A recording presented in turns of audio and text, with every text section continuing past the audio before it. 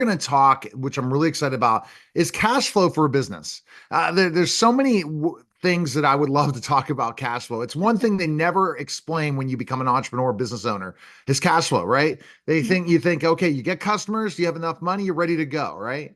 Absolutely. Yeah, I got revenue coming in. I'm good. And that's not the case.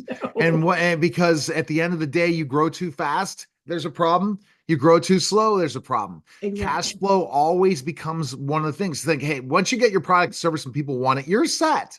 Tell us that's not the case. That is not, it's a start.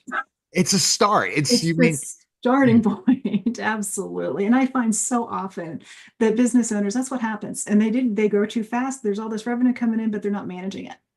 And that's where the key comes into play is you've got to manage this cash. So what does that mean? A lot of different things.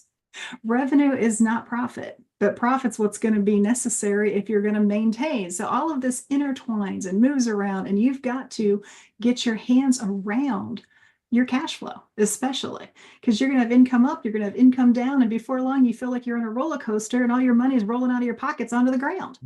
and that's it. That's a And lot of then fun. in the first point, you say, okay, once you don't have any Yeah. cash flow, you can't grow any further. Then you say, oh, I have enough cash flow, but yet I'm not spending it right. So that's why someone like you comes into play. I mean, what's the difference? What's more important, cash flow or profit? I love this question because I get it a lot. And I just have to I just grin and I'm like, okay, let's talk about it for a minute. And it is a trick question, but think about it. Your cash flow, that's today. How are you managing today? That's your survival. That is true survival today. Your profit is whether or not you're going to survive long term.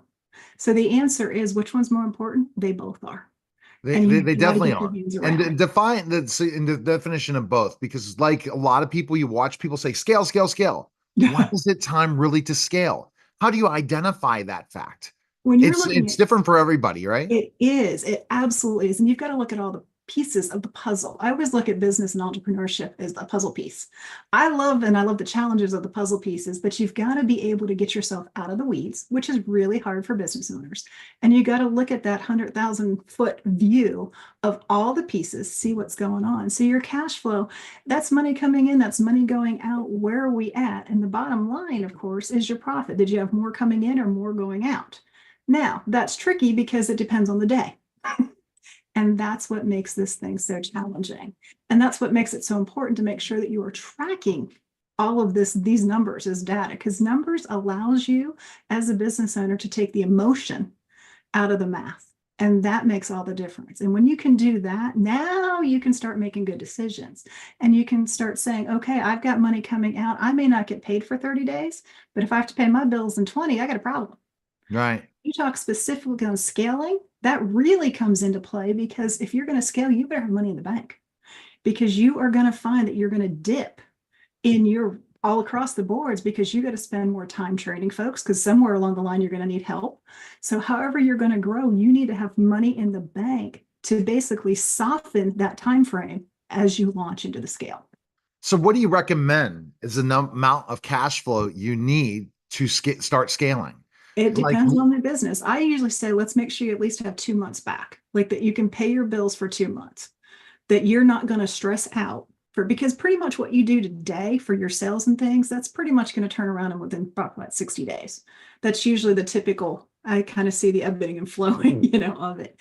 So if you get at least 2 months, it gives you time so you can scale back a little bit of your push to make sure that everything is coming in. You can get your team trained, you can change your processes, you can do all that stuff that has to happen to scale. And then you can still have time to ramp back up and make sure that you're getting your sales numbers in because that's what suffers. right. It ebbs and flows, and you don't get to not do it all as a business Well, owner. and that risk, 2 months could be the end all be all because really your Exactly. business could go under in 2 months. Absolutely. Way, even if you do have the cash flow. So explain how much risk is involved in scaling, and you really need the right team in place and everything in place, and really lay it all out. Say, am I willing to You do. deal with the stress?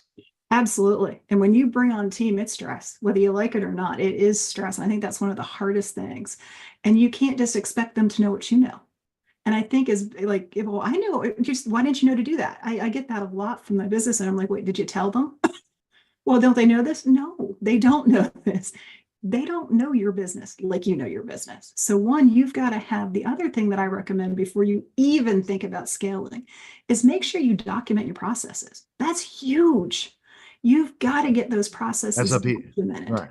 And I do mean documented that anybody can basically follow them, like not just Right. thrown out And there. what if You you need figure out it is stuff. not a scalable business? You want to either have a cap, go for a higher paying clients, Sure. and then or because there has to be some sort of growth or something else, extra streams of revenue, something. And Exactly. that's a lesson learned. I mean, I've learned it in my Absolutely. business over and over. Right. Is this scalable or not? Mhm. And if it isn't scalable, it's not the end of the world. You cut back, you still are Oh, profiting better, right? As a business, at the end I've of the seen day, business owners of $100,000 that made, 20% profit margin. I've seen them that didn't make any.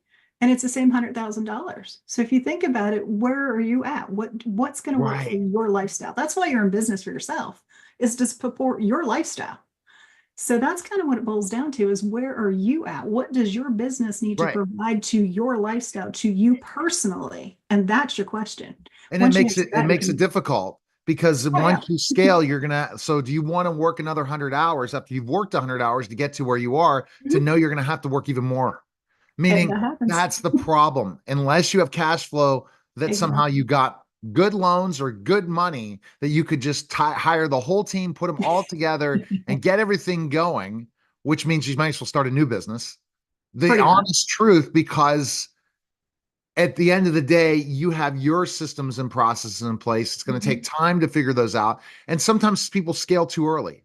And They then when you do. pull back the curtain and say, oh, I made a mistake. It's okay. It's a start Exactly. again. This is business owning is a learning curve. I mean, and you just learn from every experience. If that didn't work, figure out how to fix it.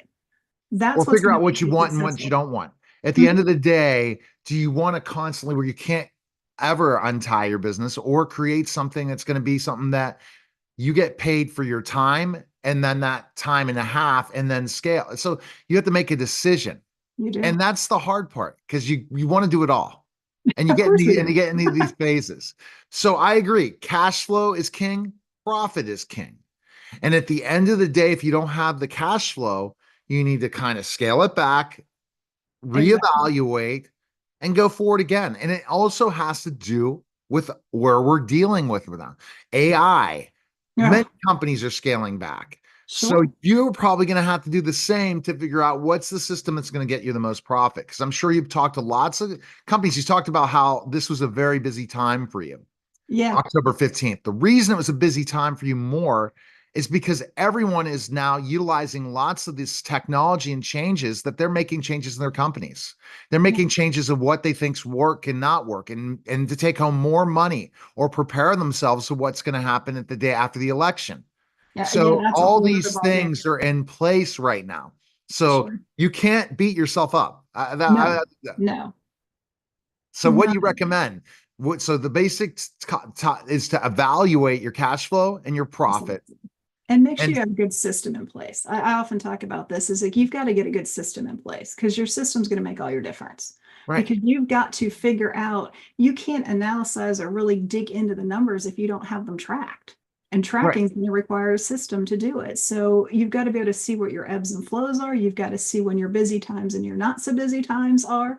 And you got to see what all the factors are that go into that so that you can make that educated decision based on the numbers, not And on this is a what you're different doing. and this is a different business. A lot of people are coaching.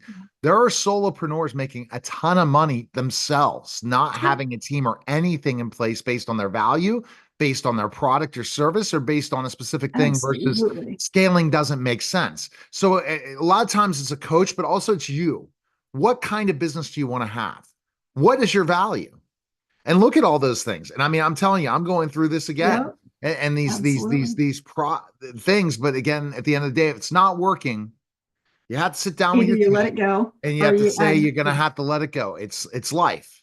Your it is. clients are going to let you go in the drop of a hat if they think it's not working. So Yeah, as a business owner, you got to let things go as well you at do. times, You or do. add or subtract. I was going I to say, think this make is a decision which way it's got to go. Right. You can't be indecisive. You have to keep moving and you say, whoa, oh my goodness, woe is me. So I know you're offering something for our listeners and viewers out there. What is that offer today? Yeah, I've got some uncovering your hidden business costs because I find that that ends up happening quite a bit. So I've got a link that I'd love to share and just have them have that opportunity because a lot of times you get so busy, you overlook some of the costs that are kind of quote unquote, they're there. You just kind of maybe forgot about them, such as like subscriptions. That's the biggest one that I see so much is you get on a subscription plan and it just hits you once a year and you totally forget about it until it hits you again. That's one of the biggest ones. That's why I do it monthly. I never pay a year up front. And then I at least know every month what I'm paying for. All right. Best place people Absolutely. can go for that tool. Where can they go? They are going to go, and I'm going to grab this link here because I thought it was up on my computer, but we're definitely going to get there because I want them to be thinking about these hidden costs that are hiding in plain sight. But unfortunately, what ends up happening, as I said, is they just get on the back burner, and that Uh-huh. becomes the problem, and that's where we get in trouble. Absolutely getting in trouble. So let me grab But she grabs that link. I just that got link. a wealth of knowledge and she'll let Certainly us am. know. It's right on your website, right? Pretty much. It is not because it's new. Oh, okay, I That knew. is not Okay. on Well, that as money. she is finding that link, the Yep. bottom line, cash flow, profit, look at those two things. I recommend it. I'm doing the same, making those changes. Yep, So the there it link is is. I dropped it in the chat okay. She and it's going dropped to it in be the helping. chat. It's We're going pretty to uncover some simple. Okay. And costs and people will guide to have to finding go money. check that out. And we'll have that link for you guys for this interview. Appreciate it. Thanks again, Janet. Thank you so Okay. much. Have a wonderful day. All right. You're listening.